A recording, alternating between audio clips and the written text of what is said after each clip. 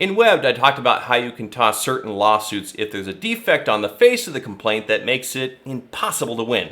In Schwartz, we covered how you can do the same thing for defects outside of the complaint, such as a prior judgment or standing. And today's opinion concludes a trilogy of ways to toss unwinnable cases, and it's about summary judgment. In Hood, two people collide in a car accident, there are no other witnesses. Later, due to unrelated reasons, each driver passes away. So it's an estate of one suing the estate of the other.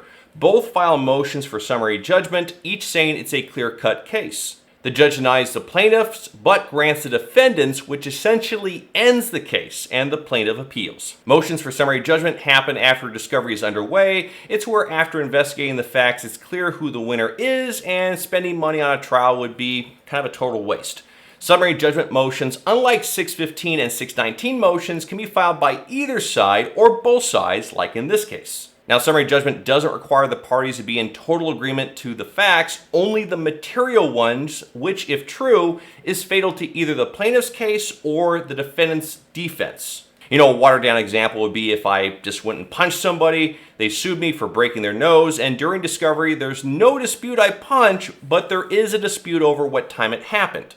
In that sense, the person suing me might be able to move for summary judgment because whether it happened at 12 p.m. or 12:01 p.m. isn't really material to the lawsuit. Now, when ruling on a summary judgment motion, the judge doesn't weigh the evidence or determine credibility. He's only looking at the summation of proffered evidence and deciding whether everyone is on the same page about the material facts. In cases where both sides file for summary judgment, the court makes a decision based on the record. Here, the court felt that the plaintiff's proffered witnesses would not be able to elicit admissible testimony about the crash, but the appellate court disagrees, saying the Dead Man's Act isn't applicable here, and the excited utterance would make the driver's statements admissible. So the matter is remanded back to the trial court because there are material facts in dispute. Anyways, that's all I have. Thanks for watching, and have a very Merry Christmas.